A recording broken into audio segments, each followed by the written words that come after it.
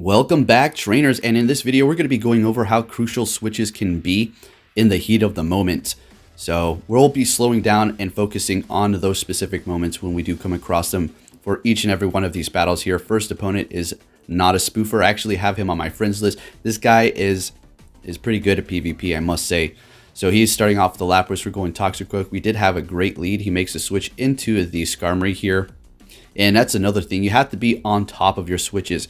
If you do not switch immediately when your opponent does, if it's going to be a hard counter switch, they're going to be gaining energy. So they're going to have the advantage on you. But the thing about it is, when I make my switch, I like to see exactly what it is first if I have not seen their team quite yet. So I know I'm making a definite safe switch. Because a lot of times where I try to predict a switch, I actually switch into a bad lead because I just immediately switch when they do and I don't see what they're going into. So you really have to pay attention to that. These can be, make or break the battle. So say an opponent has a ton of energy, they're trying to farm you down, and they don't have that much health left. What you can do is quick switch into that Pokemon that was gaining so much energy, catch them off by surprise, and actually take them out. And there you go, you made them waste all their energy.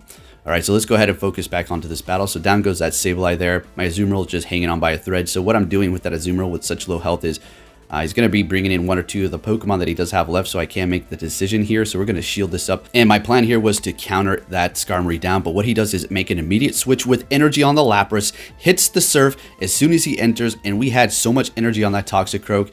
And that right there is how he was able to take that win. Otherwise, I could have gotten it. But do you see how crucial switches are going to make or break? Well played there. On to the next battle. Let's see. Starting it off with the Azumarill with that Swampert there. Now, this is a good matchup for the Azumarill. If you do get hit by the Earthquake, it is going to hurt. A lot of people like to run Sludge Wave. Personally, for myself, I actually do that. They're making a switch into the Registeel, and we're going to counter it with our Toxicroak here. We let that go through. Now, it can take the hit, but in this specific situation, I'm not too sure if I should have actually let that go through at this time. But it's okay. So we're able to almost take out that Registeel. As you can see, we didn't make the switch on time. Otherwise, we would have been able to take that Registeel out and had this switch lead. But now he's going to be able to come in with the counter. But he enters back in with Swampert. So we're looking good. We know there's no Sludge Wave. Earthquake's going to hurt, though. But Ice Beam is still going to be doing a ton of damage to it. So what we're going to do here is shield this up correctly again. Thank goodness we did that. All right, so what I was telling you guys earlier on when you make a quick switch into your opponent's Pokemon when they're storing a bunch of energy. So check this out. We know that Hydro Cannon is going to be coming, or Earthquake, but what I'm going to do to waste that energy is switch into Skarmory really quick here, and it does a little bit more damage than usual, I think. All right, so nonetheless, you still catch him off guard. After you do a charge move is more than likely when you're going to want to be doing this, so they are not really prepared if they're not on their toes, right? So we're looking good here. We get hit by the Hydro Pump, which is, it's going to hurt the Skarmory, but I still feel comfortable in this situation here. So we're going to go ahead and go for that Sky Attack, take out the Azumarill, and we take the win there. Looking good. Let's move on to the next opponent. This team served me well. I did take a lot of losses as well, but I want to show you the best here in these switch scenarios, right?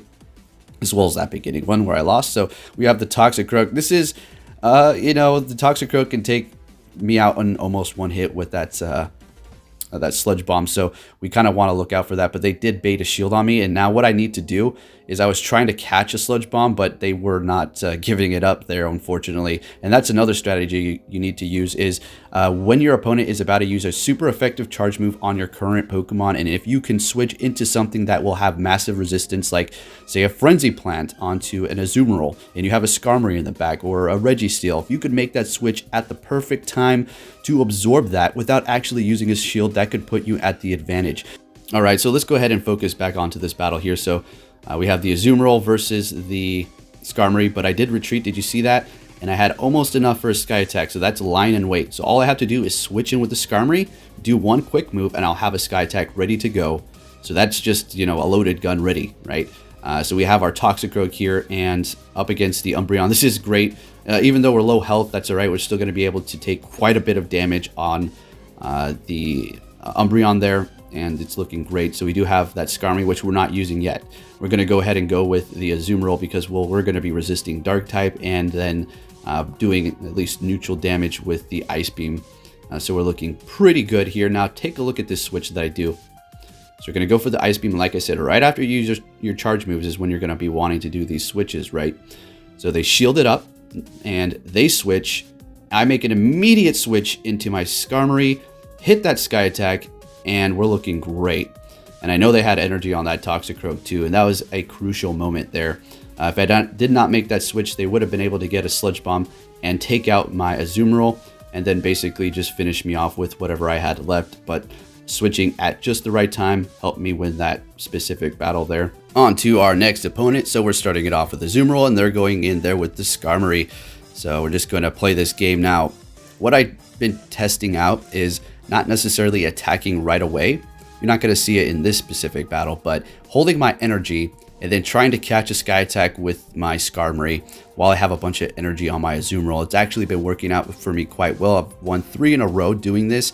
You know, really circumstantial depending on the lead. Now this is horrible here. We're locked in with our Skarmory. And this is why we have Toxicroak, so we can do super effective ground damage, right? So that one is lying in wait. And this is going to also be super effective to my Azumarill, so we need to look out. That's why I say electric types are going to be hurting my team quite a bit here. So we go in with the Toxicroak, and we have that switch coming up here in just a second. That's going to be, I wouldn't say super crucial, but it was still clean. So we are going to shield this up. And right after this, let's go ahead and see what happens here. So we're going to have our Azumarill ready.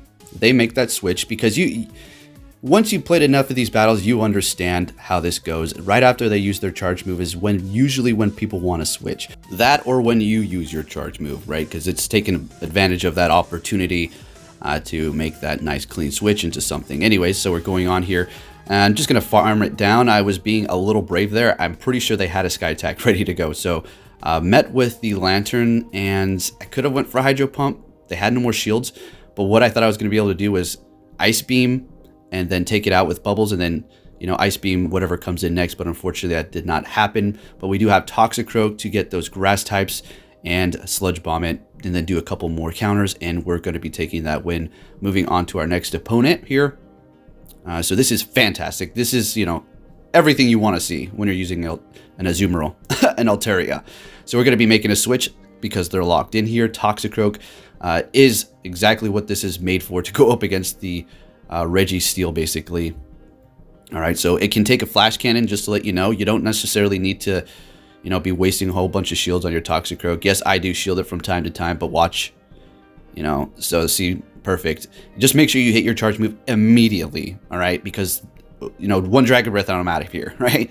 Or 2 or something like that. But anyways, we're able to hit that Sludge Bomb. It gets through. They're down a shield. We're down a shield, and we're locked. We're good. Both the Pokemon we have are good against the Altaria, but I have to think about this.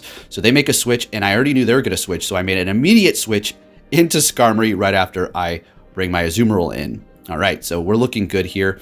If it has Earthquake on the Swampert, you know, they're better off just going Hydro Cannon at this point. So they did gain a bunch of energy, and I was thinking, okay, how can I do this here? This is not like a super hard battle to win in this specific scenario. No disrespect to the trainer. It's just the type matchups. That's, you know, how it goes. But I could still lose if I don't play it right because the Swampert hurts. But I don't know. At the end of the day, I have an Azumarill with a bunch of health in the back and a Skarmory here. So it's a pretty hard uphill fight for this guy. So we go down there, and then we're just going to go in with our Azumarill and finish it off with Ice Beam here. So switching is crucial, as you can see here, guys. That's what it's all about. So if you did enjoy this video, please give it a big thumbs up. And as a matter of fact, I'm actually able to get my 3rd Scraggy. That's pretty awesome. I've already made one for the Ultra League, completely maxed it out. And I did actually make one for the Great League as well. So get hyped, guys, because we have the Ultra League very soon for the Go Battle League, and it is going to be a whole lot more different because Pokemon are tankier. There's going to be scenarios in which you're not going to have to shield something in which you thought you would have in the Ultra League because Swampert is super squishy. It is still super squishy, but some things are going to be able to tank hits a little bit better than before because this is where they're going to be able to shine with that higher CP level. All right, so make sure you're going to be practicing those switches, trainers. Get it down because it will help you out at the end of the day in these battles. Thanks again for watching, and I'll be catching you all next time.